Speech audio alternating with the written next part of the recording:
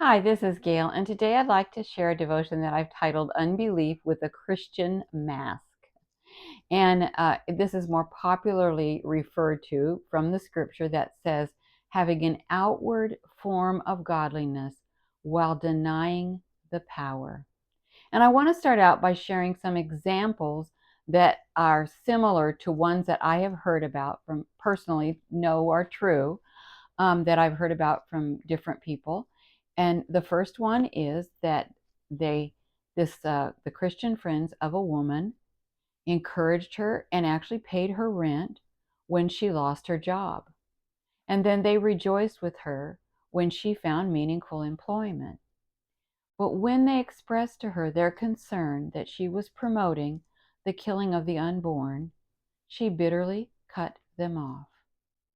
She had an outward form of godliness, but she was bitter, unforgiving, and she was promoting things that break God's heart. Another example, the pastor spoke passionately about his love for Christ, but he held a grudge against his parents and refused their repeated attempts to reconcile. This is becoming a very popular thing in our culture where young adults, or actually adults, many ages of adults, decide that the best thing they can do is cut off their parents. This is another form of ingratitude. It's often a form of exaggeration where instead of just acknowledging that their parents were imperfect, they have to go further than that and make them out to be toxic. That's a new popular word for it, or unsafe. Um, and I'm not saying that there aren't some situations where people need to be careful, but 25% of the uh, families in the United States have some kind of estrangement based basically on adult children, mostly on adult children cutting off their parents. So we can see this is not scriptural. Outward form of godliness, a pastor doing this.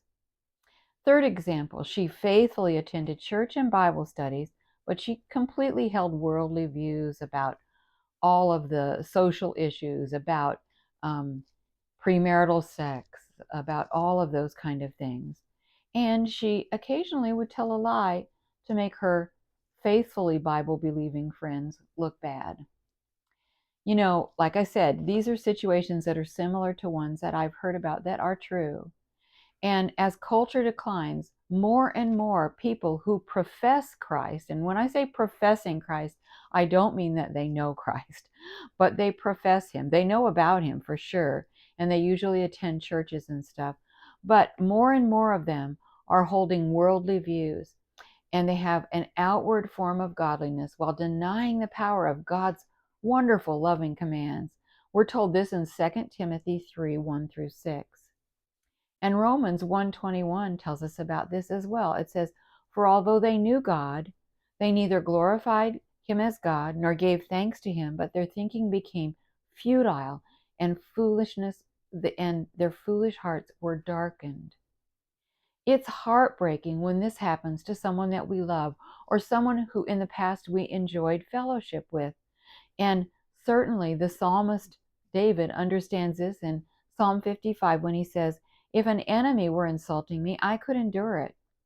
But it is you, a man like myself, my companion, my close friend, with whom I once enjoyed sweet fellowship at the house of God."